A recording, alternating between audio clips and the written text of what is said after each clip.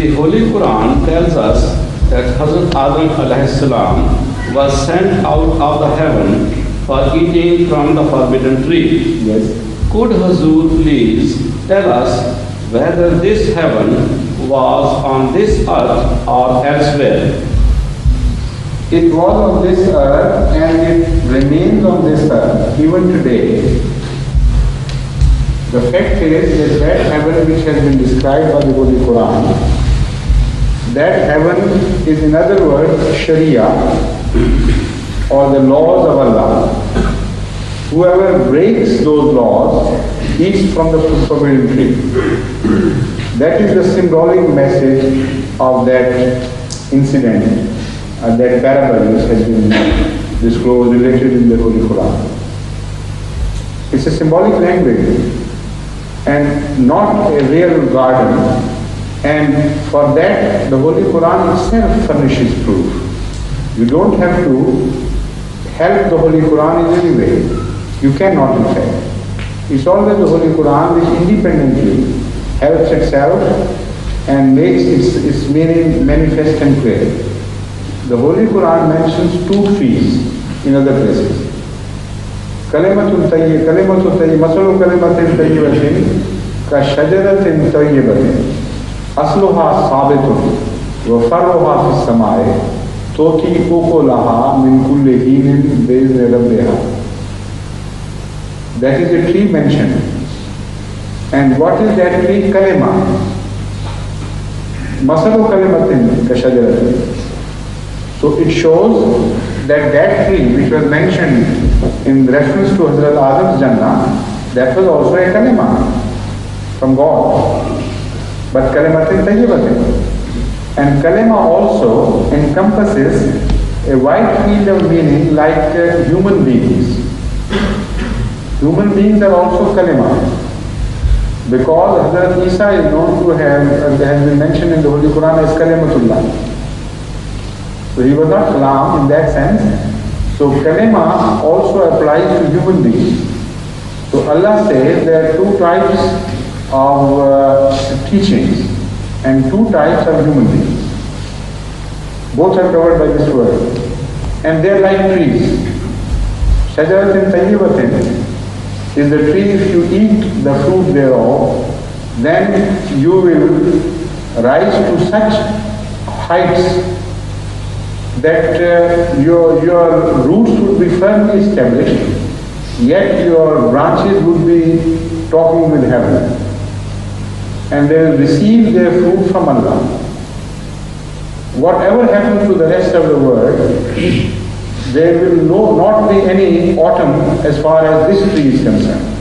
It will continue to bear fruit, the heavenly fruit of course. And masalu shajaratin khadisatin, masalu kalimatin khadisatin ka shajaratin khadisatin nishtusat min fawqil ardi ma laha min qarār. Similarly, there are trees which are bad and rotten. How do you translate the word khadisa? Corrupt trees. And there are corrupt words or the corrupt teachings, and also those corrupt teachings create corrupt men. Kalimatul khabisatun means that. And they are similar to shajaratin khabisatin. So the word shajara has been explained in the Holy Quran itself. It says there are trees which are symbolic of good teachings, and there are trees which are symbolic of bad teachings, and there are people who are symbolic of those trees as if they had eaten fruit thereof and had become bad. So because the Holy Quran says وَلَمْ نَجِدْ لَهُ أَزْمًا, in case of Hazrat Adam, despite the fact that he had committed that mistake, we didn't find it an intentional and conscious mistake. Now, lam najid lahu azma. So we forgave him, and he was returned to that Jannah from which the whole people had been turned out after that forgiveness. But for the rest, there was, a punishment in the form of suffering from the fruits of their deviation from the words of Allah.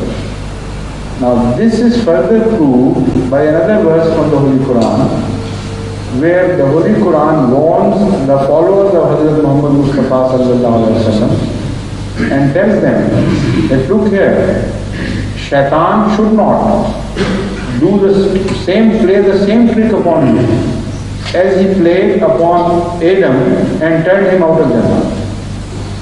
If that Jannah belonged to some heavenly space and it was not on earth, and Hazrat Muhammad Mustafa sallallahu alaihi wasallam's followers belonged to this earth and not to that Jannah, how could Shaitan play the same trick over again?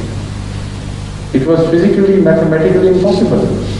So that shows that Jannah was something different. And by that Jannah we can only infer from what I have quoted from the verses of the Holy Quran, that good teachings or righteous teachings that have been revealed by Allah, they are the Jannah.